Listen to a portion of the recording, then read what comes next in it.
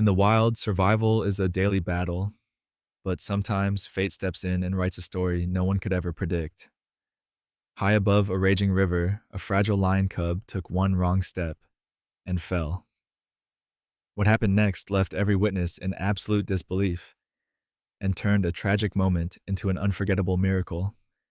Before we begin this incredible story, make sure to subscribe to the channel, like this video, and turn on notifications. You won't want to miss what happens next. The midday sun blazed mercilessly over the African savanna, heat shimmering above the dusty plains. A swollen river carved a deep scar through the land, its waters raging from weeks of heavy rains. Above that river stood an ancient stone bridge, narrow and weathered by time. It was there that a lioness cautiously led her young across, their tiny paws unsteady on the smooth stone. Among them was Nuru, the youngest and smallest of the litter. Nuru had always been the most curious. While his siblings stayed close to their mother's side, he lingered, his wide amber eyes fascinated by the swirling river below. A distant rumble of thunder rolled across the plains, and a sudden gust of wind swept over the bridge. Startled, Nuru stumbled. In one terrifying instant, his small paws slipped. The pride's startled roars echoed as they rushed toward the edge, but it was too late. Nuru had vanished over the side of the bridge. Down below, the roaring river swallowed him. His tiny head broke the surface once, then again, his desperate cries lost in the thunder of the water. On the riverbank, a group of rangers and travelers watched in stunned horror. No one could believe what they were seeing. A lion cub, helpless against the deadly current. But Nuru fought. Instinct drove him to keep his head above the water, his fragile body battling against the raging river. And then, something miraculous happened. From the thick reeds along the shore, a giant shadow appeared.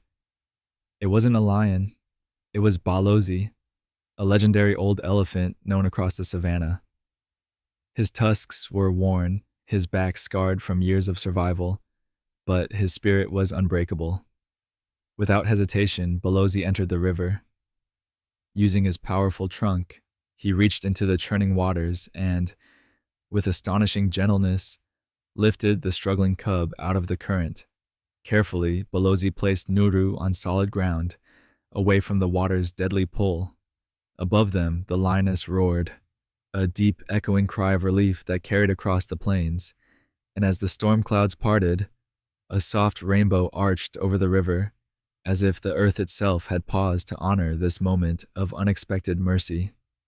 Nuru lay motionless on the soft, damp earth, his tiny chest rising and falling in quick, shallow breaths. His small body trembled from exhaustion, his fragile legs too weak to stand. The once roaring river now seemed distant, muffled by the pounding of his heart and the overwhelming scent of the giant who had just saved his life. Balozi stood over him, his great trunk gently brushing the cub's fragile frame, as if checking for injuries. The old elephant's deep, wise eyes held a calm that seemed to assure the tiny lion. "You are safe now." Above, the lioness paced anxiously on the bridge, her golden eyes locked onto her cub far below. She let out another low, desperate roar, a mother's call cutting through the vastness of the savannah. And Nuru answered. With a faint, trembling cry, he summoned what little strength remained and lifted his head toward her. The rangers on the riverbank exchanged stunned glances. None of them had ever witnessed a scene like this. One of nature's greatest giants protecting the smallest and most vulnerable of its kings. But the danger wasn't over yet. The pride was still high above, and Nuru, too weak to climb, remained stranded. That's when something even more extraordinary happened. With slow, deliberate movements, Balozi positioned himself near the slope that led back to higher ground. He knelt, a rare and vulnerable act for such a powerful creature. One of the rangers whispered, "Is he offering help?" It seemed impossible, yet undeniable. With soft, hesitant steps, Nuru dragged himself closer to the elephant, and gently, so gently it seemed like a dream, Bolozi used his massive trunk to help push and guide the cub up the shallow incline. Step by step, inch by inch, the cub found his footing again. Finally, under the fading glow of the setting sun, Nuru reached the top of the hill. There, waiting with a heartbroken look that turned instantly to joy, stood his mother. She ran to him, nuzzling him fiercely, her deep purrs of relief rumbling through the air. And from below, as if satisfied that his mission was complete, Bolozi lifted his mighty trunk toward the sky and released a low, thunderous call before disappearing into the golden horizon. That evening, as the pride reunited and the cubs curled against their mother under the safety of the stars, Nuru rested his tiny head on her paws, and somewhere out there, in the vastness of the savannah, a gentle giant walked alone, his heart forever marked by the day he became a guardian to the smallest of kings. The next morning, the savannah woke under a sky painted with soft pinks and gold. Birds took flight above the grasslands, and the distant sound of drums echoed from a nearby village. But amid the usual rhythms of life, something was different. A story had begun to stir, a story that spread faster than the winds that swept across the plains. It started with the rangers who had witnessed everything. Unable to contain the wonder of what they had seen, they shared the miraculous tale with every village they passed. A lion cub fell from the old bridge, they would say, their voices trembling with awe. And an elephant saved him. They spoke of Bolozi, the guardian of the savannah, and how he had risked himself to save a helpless cub from the raging river. At first, people thought it was just a tale, a fable born from the imaginations of men who spent too long under the sun. But then came the proof. Photographs captured by the rangers, images that showed the tiny drenched cub lying safely on the riverbank, the towering figure of Bolozi standing protectively over him. Within days, the story crossed borders. Wildlife sanctuaries, journalists, and even researchers traveled to the region, desperate to learn more about this mysterious elephant who defied every instinct of the wild. But Bolozi had already vanished back into the vastness of the land, as quietly and humbly as he had appeared. Meanwhile, Nuru had become something more than just the smallest cub of the pride. Around the watering holes, the other animals seemed to sense his importance. Older lions gave him space. Curious gazelles kept their distance, yet watched him with wide, respectful eyes. Even the birds above seemed to circle lower when he wandered, as if they, too, were drawn to the little lion who had survived the impossible. His mother, Amara, watched him closely. Though Nuru was still small, she saw a change in his eyes, a quiet strength that hadn't been there before. He no longer hesitated at the edge of cliffs or held back when his siblings played rough. He had faced death and survived. And more than that, he had been saved by the very heart of the wild itself. As the sun set that evening, a hush fell over the savannah, and from somewhere deep in the grasslands, a familiar low call echoed through the twilight, the unmistakable sound of an old elephant's trumpeting cry. A reminder that heroes don't always wear crowns. Sometimes they walk on four great legs and vanish into legend.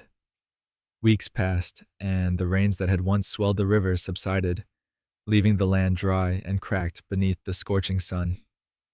The savannah seemed at peace, but beneath its surface, the wild was preparing a new challenge, one that would test whether Nuru was just a legend or a lion destined for true greatness. One late afternoon, as the pride lounged beneath the sparse shade of thorn trees, a sudden unfamiliar scent drifted on the wind. Danger. Amara lifted her head, her muscles instantly tense. Across the horizon, kicking up clouds of dust, a rival pride advanced. These lions weren't from these lands. They were wanderers, stronger, hungrier, and led by a fierce, scarred male known as Django, a lion infamous for taking territories by force and eliminating any threat to his rule, including young cubs. Django's eyes scanned the landscape until they landed on Nuru. Though still small, Nuru stood upright, his young chest puffed out, his gaze steady as he locked eyes with the approaching threat. Amara positioned herself in front of her cub, But deep down, she knew the truth. This fight would be one of survival, and her son would have to stand on his own sooner than expected. Django approached, his massive frame towering over Nuru, a low growl rumbling in his throat.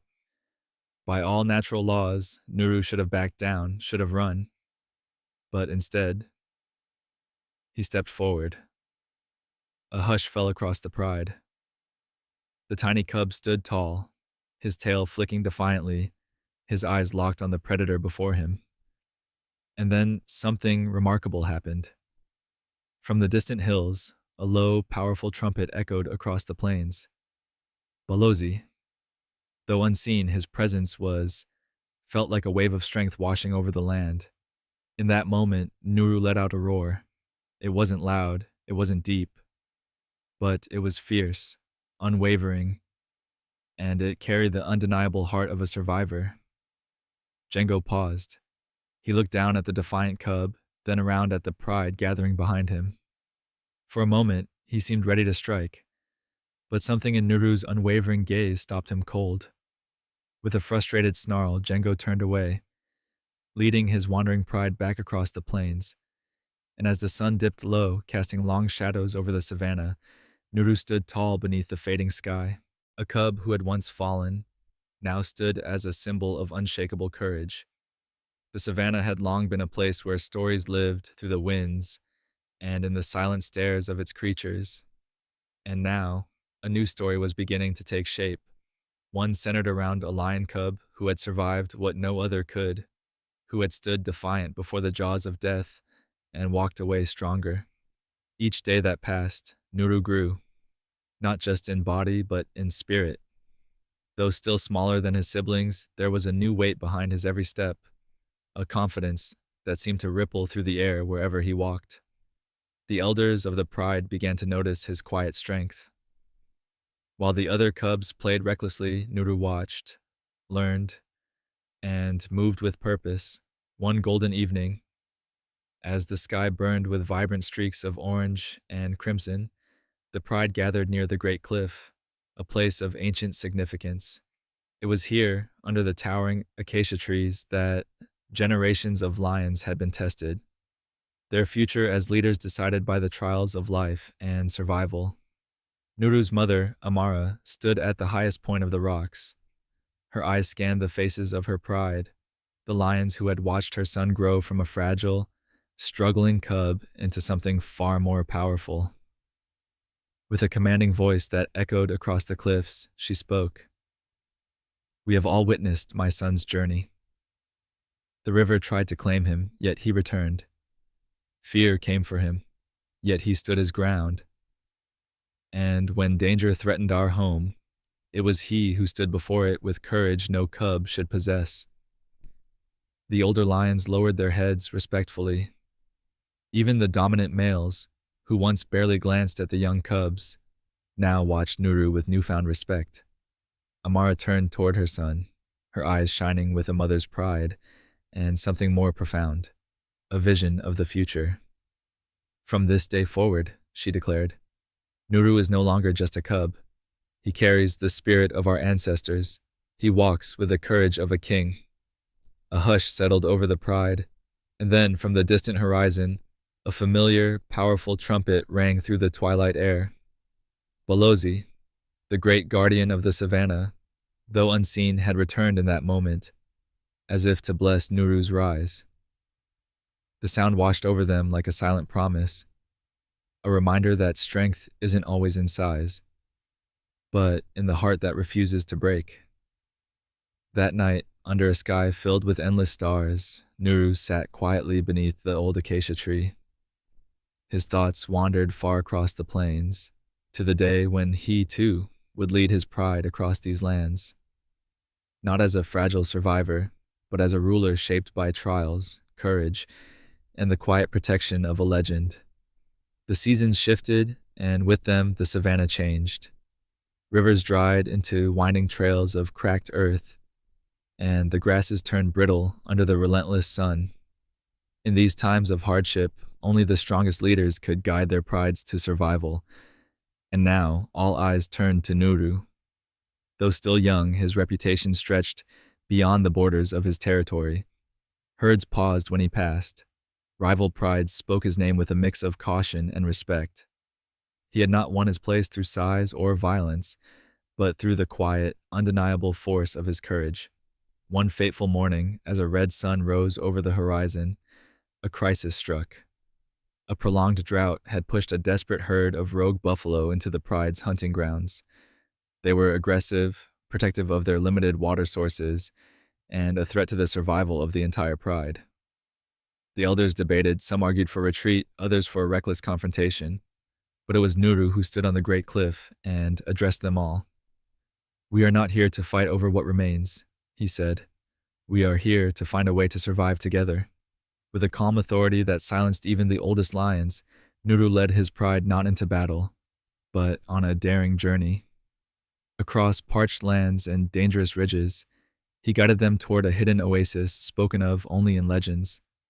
For days they traveled, the cubs growing weaker, the lionesses struggling to keep pace, but Nuru never faltered. He walked ahead, his eyes fixed on the horizon, remembering the path Balozi had once taken by the river. And then, at the end of the 7th day, the pride crested a rocky hill and saw it, crystal clear water glistening under the sun, surrounded by fresh grasses and tall, swaying trees. They had found the oasis. Cheers of roaring triumph echoed through the canyons. Lionesses drank deeply, the cubs played for the first time in days, and the elders sat back, their tired eyes full of wonder. And high above them all, Nuru stood beneath the ancient acacia tree, the same kind that once shaded him after his fall. As the warm breeze swept across the savannah, a distant sound reached his ears. A powerful, low trumpet. Balozi. Somewhere out there, the guardian still roamed, unseen but forever present in the life of the cub he once saved. And though Nuru wore no crown, and no ceremony had ever named him king, every creature of the land knew the truth. A true king does not need a crown. He earns his place through the courage to stand when others fall, and the heart to lead with wisdom and mercy. If this story touched your heart, remember, true leaders are not those who seek power, but those who rise in the darkest moments to guide others toward hope. Subscribe to the channel, leave a like, and share this story with someone who needs to believe again. Together, we can keep the spirit of courage alive.